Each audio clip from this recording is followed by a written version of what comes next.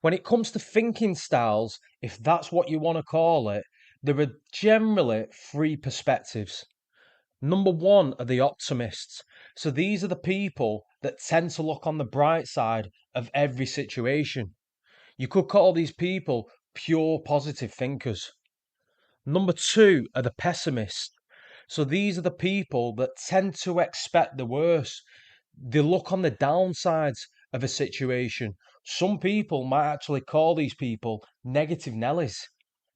And third, we have the realists. So these are the people that see the world as it actually is. They're not hyper focused on the positives, but at the same time, they're not hyper focused on the negatives. You could say their thinking is balanced. It's in the middle. So let's just get into the video because I'm going to give you 5 solid reasons as to why balanced thinking outperforms positive thinking. And I'm pretty sure by the end of this video, you'll probably be thinking to yourself that positive thinking, pure positive thinking, is overrated.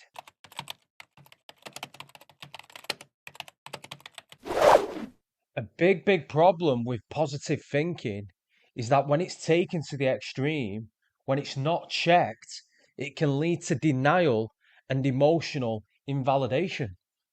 For example purposes, it's okay to feel sad. It's okay to feel angry. It's okay to feel pain. It's human to experience a full spectrum of emotions. You'd be a robot otherwise. Forcing yourself to look on the bright side of a bad situation is really just emotional suppression. And this is where balanced thinking comes in because it's about embracing both sides. It's about accepting the full emotional range as normal and informative. It's not about eradicating it. It's about processing your emotions, not bypassing them. And what I personally found in my own life, which is really helpful for doing this, is journaling. Because the thing is about journaling, you can write all your thoughts down on a piece of paper and the paper doesn't judge you. Metaphorically speaking, you can bleed in a safe environment. Physical exercise is another one as well because you are shifting your feelings, you're not shoving it down. Sometimes going to the gym when angry is one of the best things you can do because you'll lift weights that you've not lifted before. You can take it out on the barbell.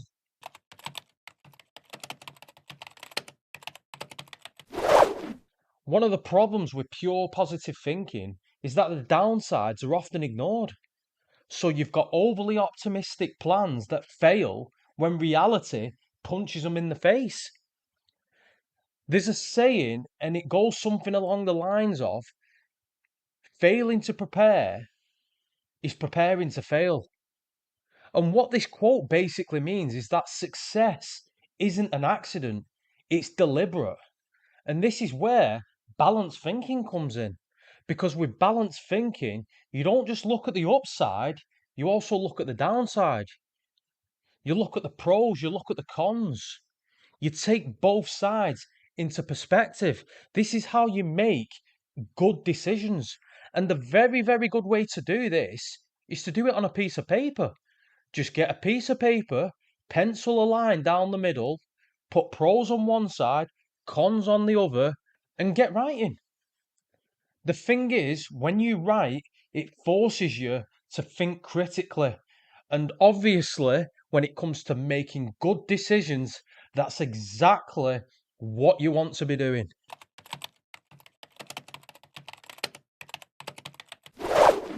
When it comes to achieving goals, I'm pretty sure you'll agree with me when I say this, and that is, it's hardly ever a straight line to success. It's up and down, it's squiggles, it's highs and lows.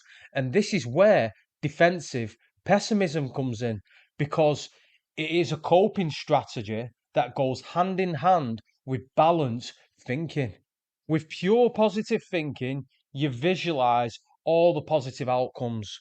So, for example purposes, this could be a business owner visualizing that he'll be earning 50k. Let's just use that number 50k within year one.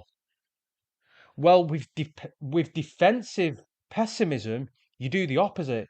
You visualize worst case scenarios. And the reason why this is very, very good for your mental health is because it lowers your expectations. Because, like I said at the start, when working to most goals, whether this is business, fitness related, sports, education, whatever, it hardly ever goes to plan.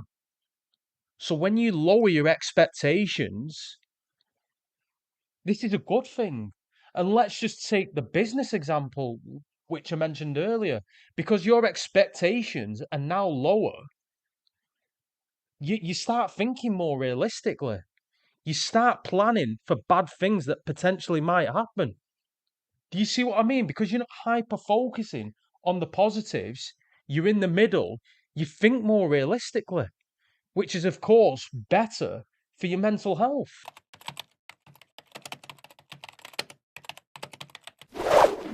Because extreme optimists have high expectations, as you can imagine, when reality doesn't match that, the crashes can be hard.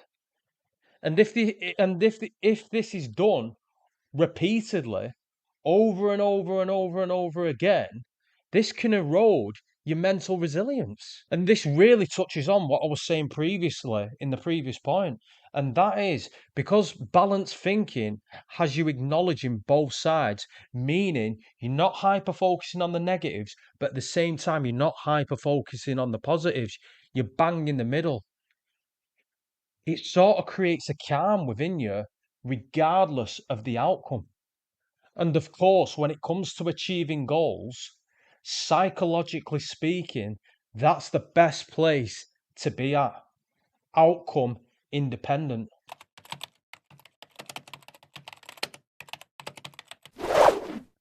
There's a quote attributed to Charles Darwin, and it goes something along the lines of, it's not the strongest that survives, it's not the fastest that survives, it's the most adaptable that survives.